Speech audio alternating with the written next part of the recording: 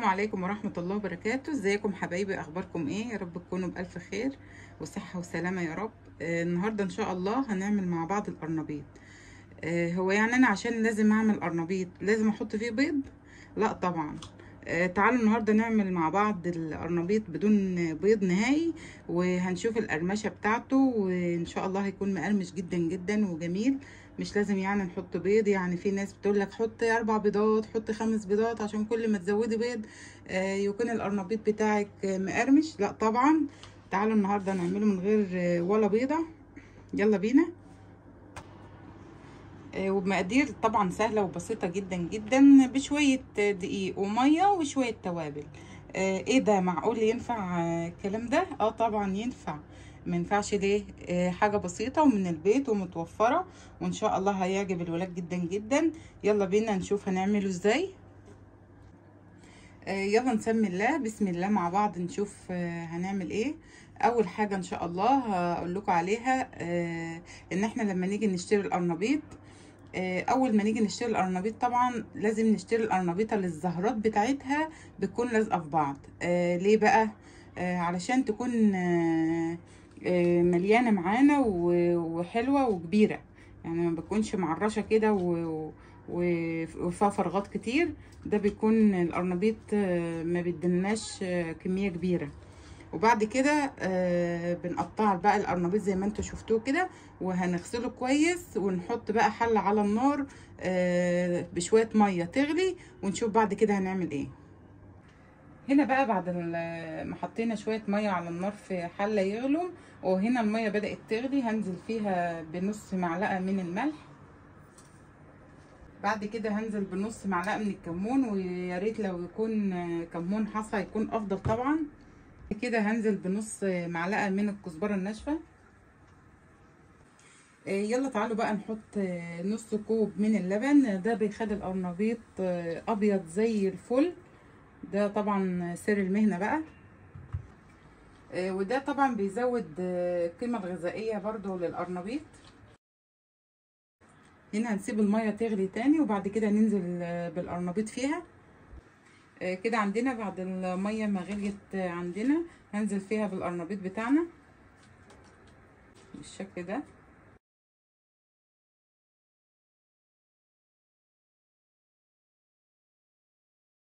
وطبعا القرنبيط مش بنغطي عليه وهو بيتسلق، لا هو ولا الكرنب.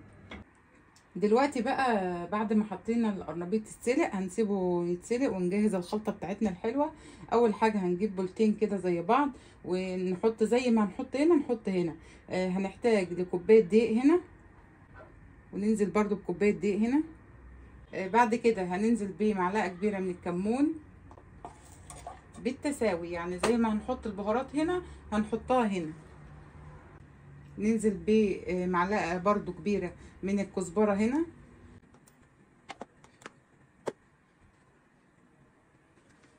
بعد كده معلقه من الكركم. الكركم طبعا بيديله لون رهيب. وهكذا برضو بالتساوي في الطبق التاني ننزل برضو بمعلقه من الكركم. وننزل بعد كده بنص معلقه ملح هنا ونص معلقه ملح هنا. ما نكترش الملح عشان احنا حاطين في ميه السلق طبعا الملح. هنقلب بقى كل المكونات دي كده مع بعض، الدقيق والتوابل اللي هي الكمون كزبره وكركم ورشه الملح. هنا بقى هنسيب طبق جاف زي ما انتوا شايفينه كده، والطبق التاني هنعمله على زي عجينه الكيك بالظبط. هنزود له ميه ونعمله عجينه زي عجينه الكيك بالظبط. ننزل بقى على الطبق اللي فيه المواد الجافه بتاعتنا بمعلقتين من النشا، ودي سر القرمشه طبعا. بعد كده ننزل بنص معلقه من البيكنج باودر. نخلط بقى كل المكونات الجافه دي مع بعض تاني اللي احنا زودناه، معلقتين كبار من النشا ونص معلقه من البيكنج باودر. شايفين بقى القرنبيط ابيض زي الفل ازاي؟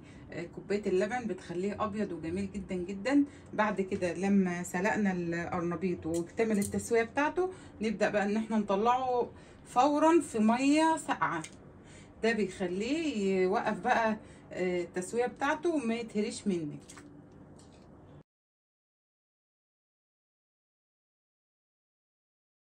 المواد الجافه بقى اللي عندنا دي هنركنها على جنب كده لحد ما نحتاجها لوقت التحمير.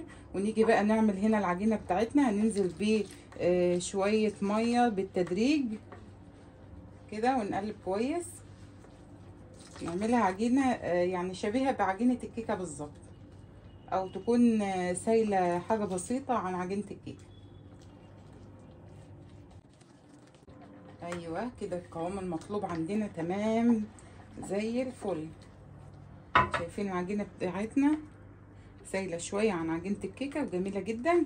هنا بقى هننزل على القرنبيط بالعجينه دي ونسيبها لمده ربع ساعه.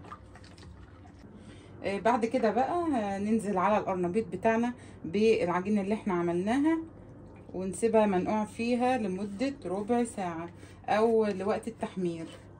نقلب القرنبيط بتاعنا كده كويس جدا جدا في العجينه بتاعتنا. بجد بيطلع مقرمش وجميل جدا جدا، ولا بنحتاج بيض ولا اي حاجه. والكركم عطيله لون تحفه زي ما انتم شايفين. اهم حاجه نغلفه بالعجينه، كل القطع نغلفها بالعجينه كويس. ونيجي هنا بقى بعد ما حطينا القرنبيط في الخلطه بتاعتنا اللي هي العجينه المكونه من الدقيق والبهارات، نبدا بقى ان احنا نحطها في الخلطه الجافه كده قطعه بقطعه، ونحطها في الخلطه الجافه بالطريقه دي. بعد كده نعملها كده بين ايدينا عشان ننزل اي دقيق زياده، ونحطها كده في طبق ونكمل باقي الكميه وهكذا بقى.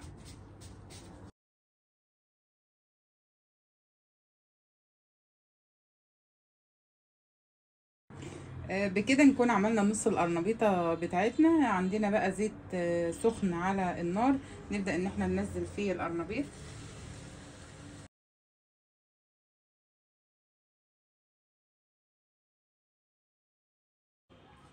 بكده بقى نكون خلصنا القرنبيط بتاعنا بعد ما حمرناه. بجد جميل جدا جدا، ما يتخيرش عن الكنتاكي. يعني بصراحه اللي يشوف يقول ده كنتاكي، بس هو قرنبيط بدون اي بيض ولا اي حاجه. وصفه جميله وسهله، جربوها ان شاء الله هتعجبكم. ولو لسه ما اشتركتوش في القناه يلا شجعوني بالاشتراك وشير كتير ولايك كتير. ودمتم بألف خير، والسلام عليكم ورحمه الله وبركاته.